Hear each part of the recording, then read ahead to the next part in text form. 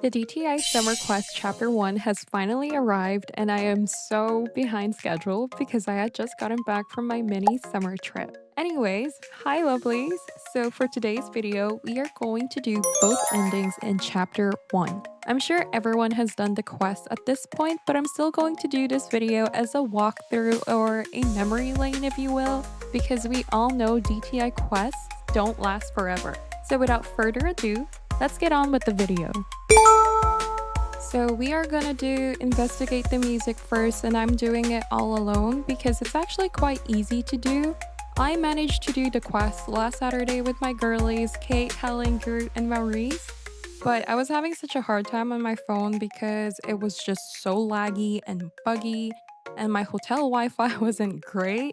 Initially, I wanted to do it on my laptop, but my laptop charger wasn't working for some reason. So I had to eventually just wait till I got back home from my trip and do the quest. So that is what we're doing right now in this very scene. It is very self-explanatory. All you have to do is fill the party meter until it's full. And if you do have friends, it does fill up pretty quickly. As I was dancing to fill up the party meter, I see a little shadow behind me in that little island on the opposite side. I have a feeling it's Lana, but I could be wrong. And I'm not able to go further because my keyboard is restricting me to where I'm standing right now. So this is as far as we can see that shadow. But it kind of looks like Lana if you've seen her backdrop in several quests in the past, but still a pretty cool feature to add.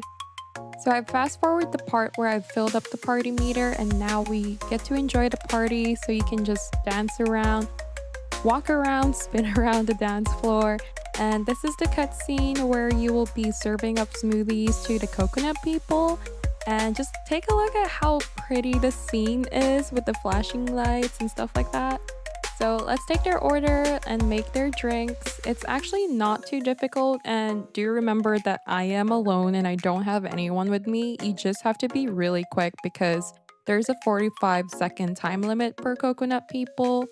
So just make their orders, give it to them, and as you can see here, I will be moving left, right, and center to get their orders as well, just so I could fill it up to 10 smoothies, and it's pretty easy as well to do. So I'm serving my last smoothie here to the coconut people, and you're eventually done with this task. So head to the deck and you're given two options.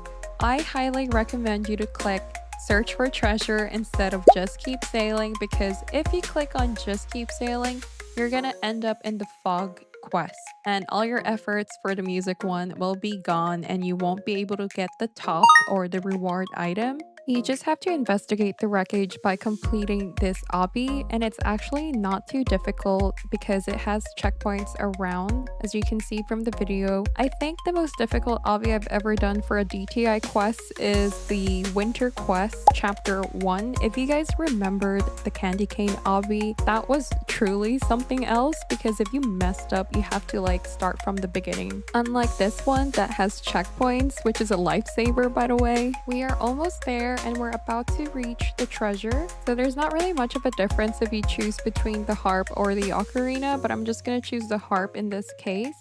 And all you have to do now is return to the yacht with the treasure. Once you've reached the yacht, you're pretty much done for the music quest of Chapter 1. You're gonna be greeted by the one and only baddie, Captain Scarlet Fierce. And I don't normally skip the cutscene in this because it's actually really cool that Zach had made. And like, look at her, she's so gorgeous and stunning, right? So we're now gonna move on to the fog quest. So for the fog quest, I've just joined random girlies here with me. I think there's about 5 or 6 people with me in this, and I'm going to try to help you guys to let you guys know where the locations of the clues are, but I fear that people might be faster than me. So we just have to enter the cave, and once you're inside, it's gonna start the checkpoint to finding the clues. So of course I get stuck here. The traps are really annoying, I'm not gonna lie, but I guess it really adds into the mystery. Oh my god, gotta run, gotta run, gotta run. Yeah, so if you go to the cliff, actually, the monster won't be able to catch you.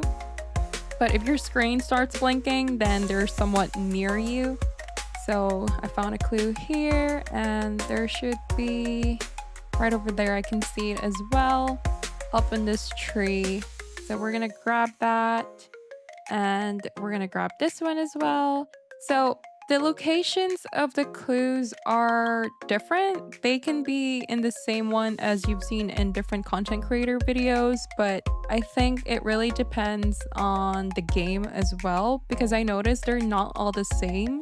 So I'm just up here on the cliff trying to see if I can find the clues from above. And of course I can't. So I'm just gonna jump down. Okay, so the last girly found all the clues. You look at it on the wall and just input the code like so. And it's actually really hard to input the code if you're using PC, but I think if you're using iPhone or iPad, you can just tap the numbers and it's so much more easier. So once you've entered the door, this cutscene will appear and it's all bloody. Well, not really bloody. It's more like red and black because we all know evil is coming within. And I've actually watched the behind the scenes and because I really wanted to know who was the voice for Agamemnon, if that's how you pronounce it. So yeah, I really enjoyed doing this quest and I'm not really a fan of horror as well, but it was really fun to do it with other people. So I'm doing the fog quest again by myself so I could show you all the locations for all 6 clues. I'm on top of a cliff because the monster tried to get me, but if you go down where I am right now, there is a clue at the back of the cave entrance. There is one on the tree by the cave entrance again. And there is another note or a clue on the left side of the cave's entrance. And if you go up just a little bit further, there's gonna be another note right over here. And of course I got trapped and my screen is blinking because the monster is near me, but there's another clue and I'm so sorry you had to see that.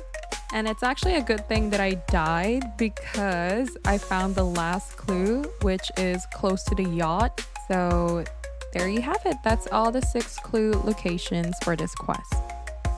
We are back in free play mode and I'm going to show you all the quest reward items for chapter 1. So for the top, if you've completed the music quest, this is what you'll be getting. And I really like the only necklace toggle because it's so good for layering. And we have the bottoms as well, which is a long skirt. It doesn't have any toggles, but it's still really pretty. Here's an overview of the items if you've completed chapter 1. I am so in love with the top because of its detailing and the material is so fitting. I can't wait for the next chapters to arrive so that we can complete the whole set. So that is it for today's video. I hope you guys enjoyed this walkthrough. If you're new here, hit the subscribe button. It is absolutely free and you can always change your mind later. And I'll see you guys in the next video. Bye, lovelies!